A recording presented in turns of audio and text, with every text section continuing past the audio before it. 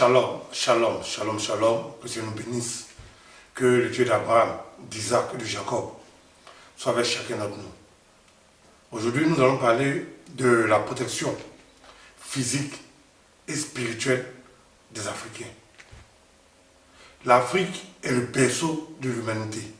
Et ça, tout le monde le sait. Mais ce que tout le monde ne sait pas, c'est que l'Afrique est aussi le berceau du mal. Parce que ce qui se passe véritablement en Afrique ne se passe jamais sur les autres continents. Le mal est omniprésent en Afrique. Le malheur est omniprésent en Afrique. La souffrance est omniprésente en Afrique pour une seule et unique raison. C'est que l'Afrique est sous l'emprise et sous la domination des forces noires, des forces ancestrales, des forces de la magie noire, blanche et rouge. Voici ces choses qui font qu'aujourd'hui, la réalité d'un Africain est très différente de la réalité d'un autre continent, bien d'un autre peuple.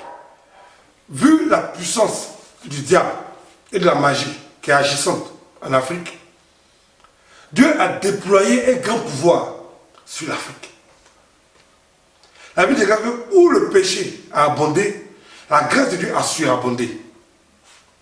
Beaucoup de personnes qui prétendent être chrétiens ne sont même pas conscients que depuis leur naissance, depuis leur enfance, leur nom est inscrit dans les livres mystiques dans leur village maternel ou dans leur village paternel. Ils ne sont pas conscients que depuis qu'ils sont enfants, leur destinée est contrôlée par des gens qui sont tapis dans l'ombre, par l'œuvre de la sorcellerie et de la jalousie. La protection spirituelle d'un Africain doit être supérieure à tous les autres peuples.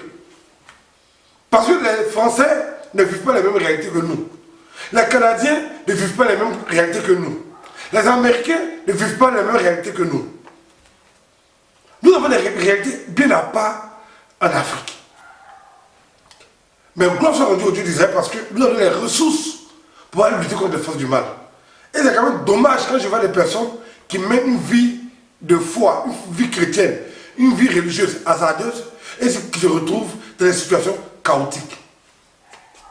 Il y a une dame à Koumassi-Ramblay, pour ceux qui connaissent Abidjan. Il y a une commune qu'on appelle Koumassi. Elle était à Koumassi-Ramblay, un jour elle est venue me voir. Je lui ai dit, madame, tu dis que tu es chrétien, c'est une bonne chose. Parce que personne ne peut dire qu'il est chrétien, c'est Dieu qui sait qui lui appartient. Mais bon, tu dis que tu es chrétien, il n'y a pas de problème. Mais je te dis une chose. Ton temps de vie sur terre là est limité. Nous allons tous mourir. Mais toi, tu risques de mourir avant ton temps.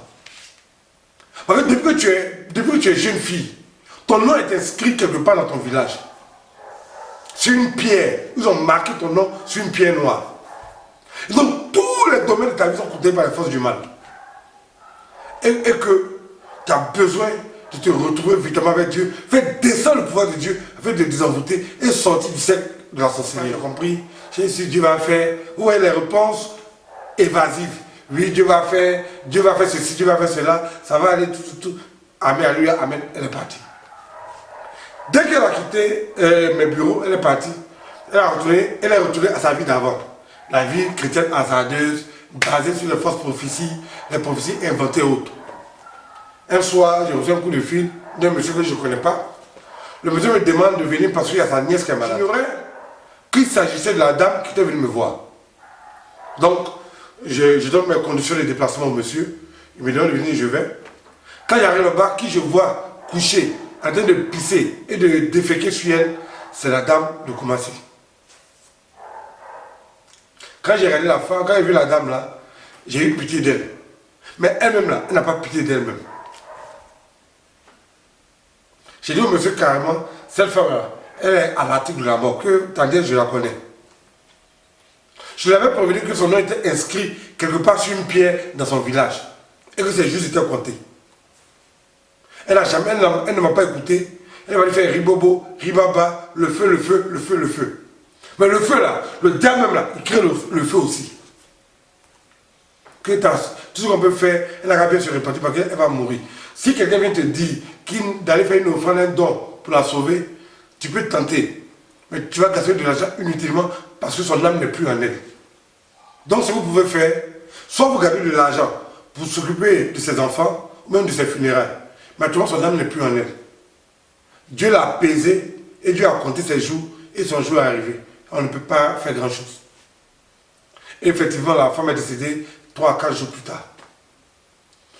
C'est dommage parce que ce sont les personnes qui auraient pu être sauvées.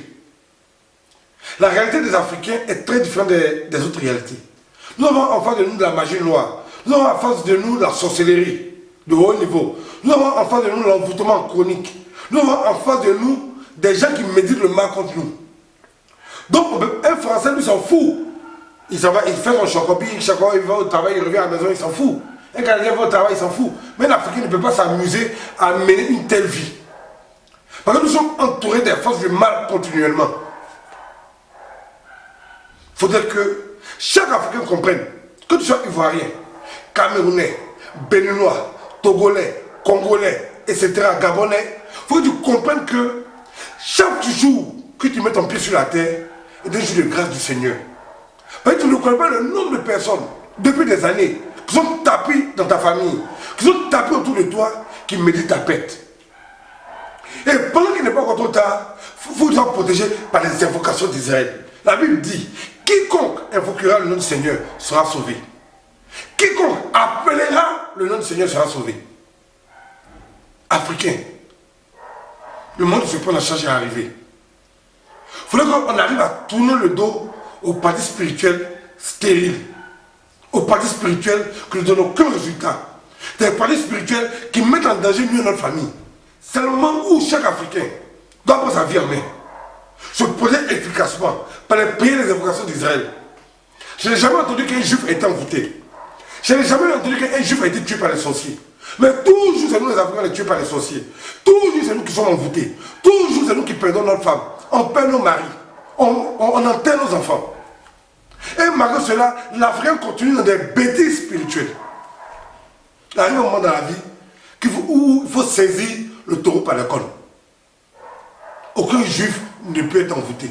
La Bible dit, l'enchaînement ne pourra rien contre Jacob, ni la divination contre Israël. On dit, voici des gens qui prient Dieu comme toi, mais on ne peut pas les envoûter. Toi tu pries Dieu, mais on peut t'envoûter. Tu es comment? Mais arrêtez ces pratiques spirituelles inutiles. J'ai peur parce que quand je vois autour de moi des gens qui tombent, qu'on aurait pu sauver, ça me fait mal. Que l'Éternel Dieu, le Dieu d'Abraham, d'Isaac et de Jacob, nous protège. Shalom.